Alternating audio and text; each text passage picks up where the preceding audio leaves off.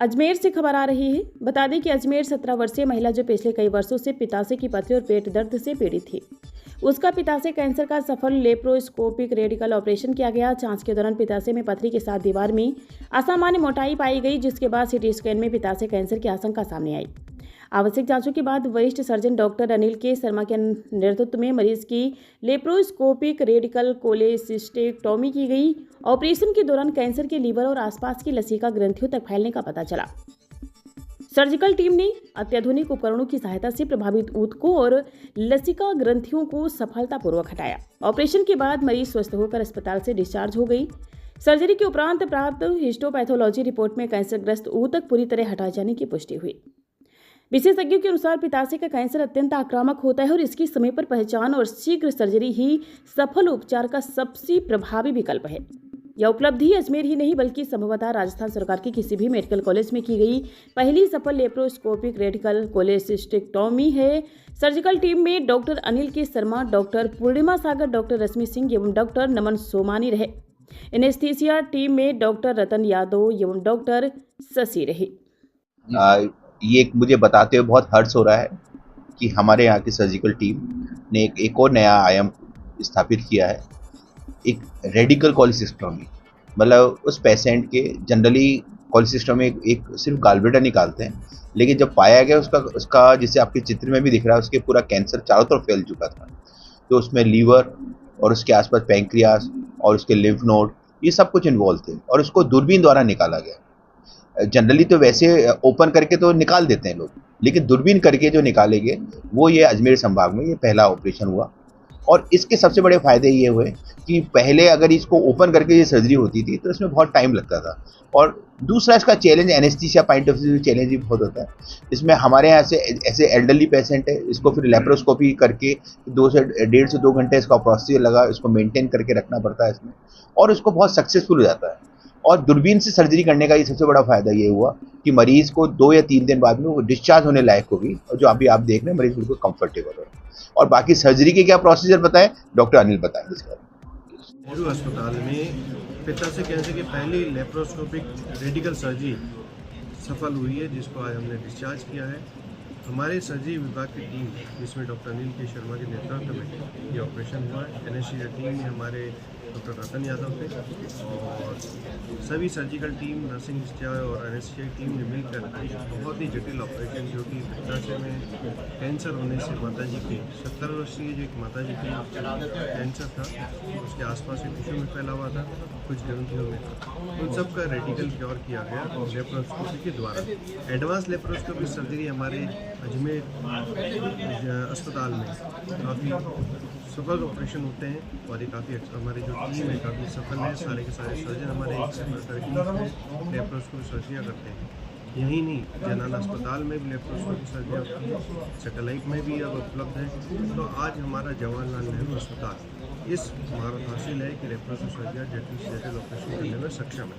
उसी का एक उदाहरण आज हमने डिस्चार्ज किया है, जिसमें आवश्यक जांच करने के बाद अनिल शर्मा जी ने पाया कि उसके पित्ताशय में कैंसर था, और उसके लिए जांच करने के पश्चात उन्होंने रेडिकल कोलेसिस्टेक्टोमी लेप्रोस्कोपी के द्वारा किया, जो दूरबीन होती है उसके द्वारा ऑपरेशन किया है। ओपन सर्जरी में बड़ा चीरे आते हैं, लेप्रोस्कोपी छोटे छोटे लोगों से 3 से 4 चीरे लगाए जाते हैं, जिसके द्वारा तुरंत मरीज को डिस्चार्ज भी किया जा सकता है। मरीज को हमने तुरंत डिस्चार्ज कर दिया। 70 वर्षीय महिला है और अभी घूम फिर रही है, आपके सामने हमने दिखाया उनको कि बिल्कुल स्वस्थ है और अपने आप घर जाके आराम से पहले की तरह जिंदगी बिता सकते हैं। तो ये एक बहुत ही सफल ऑपरेशन रहा है। ये अजमेर संभाग के लिए काफ़ी अच्छी सूचना है और हमारा ये जवाहरलाल नेहरू अस्पताल अब नए नए ऑपरेशन, जटिल ऑपरेशन के लिए और इलाज के लिए बहुत ही सक्षम हॉस्पिटल है। ये जो ऑपरेशन था, ये एक 70 वर्षीय महिला थी, मरीज थी, जिसमें जो पेट दर्द से परेशान थी पिछले 4 साल से। उन्होंने 3-4 साल पहले भी मुझे दिखाया था। उस टाइम इनकी जब जांच की गई तो उसमें पित्त की थैली में पथरी आई थी, तो उनको मैंने सलाह दी कि आप दूरबीन से ऑपरेशन करा लीजिए, लेकिन उस टाइम महिला दूरबीन ऑपरेशन के नाम से डर गई और उस टाइम उन्होंने नहीं करवाई। इनके भतीजे जो हैं खुद चिकित्सक हैं, उन्होंने कई बार बोला, लेकिन महिला ने कहा कि हाँ मेरे से तकलीफ होगी तो मैं कराऊंगी। फिर जब तकलीफ पिछले 4 महीने से बढ़ गई तो ये दोबारा मेरे पास आए। इनके भतीजे जो हैं डॉक्टर कुलदीप लेके आए। उसमें जब जांच करेगी तो वो पथरी तो थी, हमें पथरी से कॉम्प्लिकेशन देखनी होती है कि पथरी के साथ में उस पथरी से कोई साइड इफेक्ट ना आए। जब पथरी की जांच की गई तो सोनोग्राफी में आया कि इसकी इनकी पित्त की थैली में थोड़ी सी एसिमेट्रिक थिकनिंग, मतलब असामान्य थिकनिंग है जो बीच में एक जगह ज़्यादा मोटी और दूसरी जगह पतली है। ये हमारे लिए इंडिकेशन होता है कि इसमें कैंसर के चांसेस बन गए हैं। तो उसके लिए फिर जब प्रशासन को बताया गया तो उन्होंने सीटी स्कैन की दी, और advance CT scan, triple phase CT scan होती है इसमें, जो सामान्य सीटी स्कैन से काफ़ी एडवांस होती है। ट्रिपल फेज सीटी स्कैन कराने के बाद में पाया गया कि इनके वास्तव में गॉलब्लैडर में जो थिकनिंग है वो कैंसर का ही रूप है, और उसने आसपास फैलना स्टार्ट कर दिया। मेन बात ये होती है कि जो पित्त की थैली का कैंसर होता है वो बहुत ज़्यादा एग्रेसिव होता है, और सामान्यतः वो ऑपरेशन की कंडीशन में मिलता ही नहीं है। जब भी मरीज़ का डायग्नोसिस होता है यूजुअली वो ऑपरेशन से बियॉन्ड ही होता है। उसमें फिर मरीज़ की ज़िंदगी जो होती है वो 3 से 6 महीने, यदि पीलिया हो गया तो 3 से 6 महीने, और पीलिया नहीं हो तो 6 से 9 महीने, 12 महीने के आसपास की ज़िंदगी होती है। बट जब हमने दूरबीन सारी जांच करा के इनकी, और जब ऑपरेशन का निर्णय ले गया, तो हमने एज ए रूटीन, जैसे हम दूरबीन सर्जरी ज़्यादा करते हैं, तो दूरबीन सर्जरी के लिए भेजा एनेस्थीसिया के चेकअप के लिए। एनेस्थीसिया ने पाया कि दूरबीन सर्जरी के लिए मरीज़ फिट है, तो हमने उनको दूरबीन सर्जरी से लिया।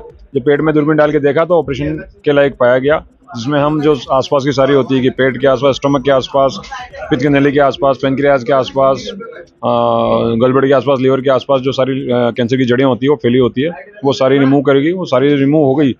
एक जगह काफ़ी चिपकी हुई थी जो पित्त की नली और खून की नली होती है उसके आसपास, लेकिन वो भी धीरे धीरे जो एडवांस हमारे जो गैजेट्स थे, जो हमारे प्रशासन ने दे रखे हैं कि जो काफ़ी उन्नत उपकरण है, उन उपकरणों का उपयोग करके जब हमने उसको प्रिसाइजली किया तो फिर वो वहाँ से भी निकल गया। और उसके बाद में जो लीवर का अफेक्टेड पार्ट था, उस लीवर के सहित गॉलब्लैडर को टच नहीं निकालते इसमें आसपास का एरिया पूरा काट के बिना गॉलब्लैडर को टच करे निकालते हैं, ताकि वो कैंसर फैले नहीं। वो सारा निकाल दिया बिना किसी जो पित्त की नली और पित्त की जो खून की नली है उसको डैमेज किए हुए। ऑपरेशन के बाद में सामान्यतः कि इसमें बाइल लीक होता है, इसमें पित्त बाहर निकलता रहता है नली में से, लेकिन मरीज़ के कोई भी बाइल लीक नहीं हुआ इसमें, और मरीज़ जो था वो पूरी तरह दूरबीन सर्जरी से ही रिकवर कर गया। ये अब करीबन 4 घंटे लगे उस ऑपरेशन में। ये जो यहाँ ऑपरेशन होते हैं हमारे यहाँ, वो सारे निःशुल्क होते हैं, और इसमें जो काफ़ी हाई टिकट वो होता है, हाई टिकट मतलब ये काफ़ी कॉस्टली होते हैं। यही सर्जरी थी प्राइवेट में यूजुअली ये अवेलेबल नहीं है। ये जो सर्जरी थी ये राजस्थान के किसी भी मेडिकल कॉलेज में संभवतः पहली, और प्राइवेट सेक्टर में एक दो जगह होती हैं, और वहाँ पे जो इसकी सामान्यतः जो कीमत होती है वो 3 से 4 लाख रुपये आसपास करेगी। मैं डॉक्टर अनिल के Sharma, professor surgery, general medical college.